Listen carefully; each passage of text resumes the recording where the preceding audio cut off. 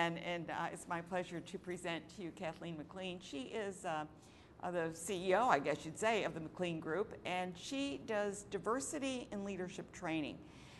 She does it at chambers and wherever she's needed, right?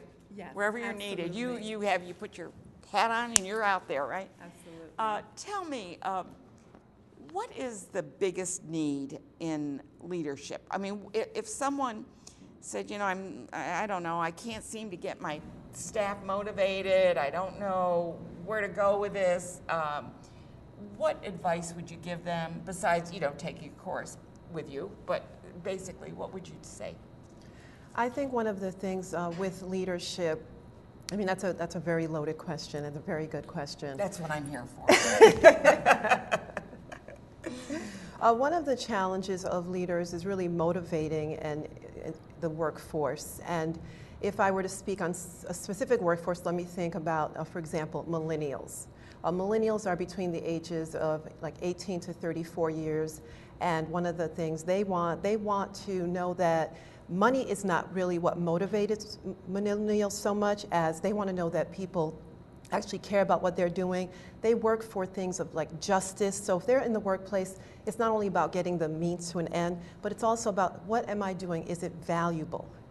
The other piece in terms of the workforce is people want to know that you're engaging them in what's happening. They don't want to know that so X, Y, and Z has occurred, and then they're told. They want afterwards, to be exactly. It's like, wow, so they want to wait. be engaged. So if people want to, and they also are leaders themselves. So when we look at leadership, you know, the definition I always like to use: if you can inspire people to be more or do more. You do the be inspired, right? Yeah, exactly. Be inspired. Then that's what makes them. That's what makes you a leader. So a leader is not only someone who's supervising or a CEO of a big bank. So a leader is you, Ann. You're a good example of a leader taking on this show and doing the show that you've done for many, many years. So I think that it's something that is an ongoing conversation, and leadership is every individual. So we constantly have to be thinking of that and really honoring the skill sets in every single individual in the workplace and letting them know they are leaders and that you value what they are doing, and acknowledging that not only with pay increases, but also just sometimes simple things as thank you.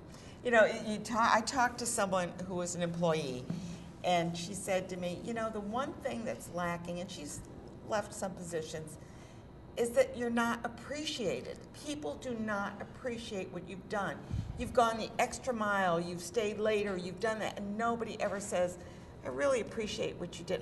You don't need to give them money. You just Exactly. That is the one complaint. And many of the trainings I have done with so many of the organizations, I just did a conference, ASTD, on organizational health with a dear colleague of mine, Jewel Thompson. And one of the things that many of the people had said in that training is, I'm not appreciated. Do you even People know don't I'm here? say Do you know my exactly. name? Do you Acknowledge. Good morning. In some organizations, I remember I worked in an organization, I was doing actually some training, and one of the things a woman said to me is she told someone on her team, don't say good morning to me. Like before 10 a.m., you're not allowed to say good morning to me. So, and that was the culture of the organization where, and that's what leaders need to do. You have to model that, say good morning, something as simple as that. In some organizations, I've worked in one where people didn't say good morning or done lots of trainings all over the state. And that was they something. don't even acknowledge that the person Exactly. is there. Yeah. Now, you also do diversity training. Yes, I do. What is that more like a sensitivity training? Tell me what that is. Well, it definitely, your husband actually did some work with me, and we did some video on diversity training. Diversity training is really about awareness, having an awareness of people all have value, and every single individual, no matter of their race, their handicap, sexual orientation, are valuable, and they are an asset to the organization. So having an awareness, they're not to be tolerated, but they are to be celebrated for who they are and what they bring to the organization. So in terms of sensitivity, yes, there's an activity I do where I've done it with the chamber for years and years, where we actually split up and we have the inside of an egg and we have the outside of an egg. So we have two people that come, and what I do is I look through the room and I pick out different individuals who who look completely different. I try to find, let's say, a black man with a woman, a young woman who's maybe 18, and they have to put down all the things in the egg that are similar, and then all the. I love that. Yeah. I love that because when you start talking Right. to someone, you find out, well, we are a lot more alike. Oh than my goodness! And every single time, Anne, everyone has more things that are similar than they are different, because we really are more similar. So we judge somebody, well, this person's in a wheelchair, so I can't possibly relate to them because I don't know what that's like. But when you start talking to them, or I'm just Right. using that as an Exactly. example. No, it's a great example. And then you find out, oh my gosh, we both love stamps, or we both do this, and we both, and he loves to go out and take the trails, and it's like, oh, I mean, there's just so much. Exactly. That when we look beyond the first, viewing, there's so much more behind that. It's like a portrait. If you see a portrait, Right. and you like it or dislike it or something, then when you look at it closer, you find all the nuances in it that make it a perfect portrait. Exactly. And I think also, I know there are some terms we've used in the past, such as a melting pot. That term is very archaic and old. Yeah, I want to it clarify is. It that is. for the audience. It is, we are more of a mosaic, or, a salad. We all we're different. There are a lot of similarities, but we want to honor our differences and celebrate our similarities as well. Well, when we talk melting pot, it means that we all have to be the same. And in order assimilation to get, is and that's not definitely going to happen. right. I think and if anyone who watches this show know that I celebrate the Armenians and the Irish and the Italians and the Polish, and we talk about the festivals, the Greek festivals, because I think it's so important to know kind of your heritage and bring that Absolutely.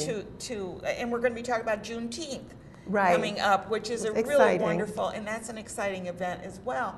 And I mean, these are the things I think that make our communities stronger. They don't make them weaker; they make them stronger. Definitely. If people accept that.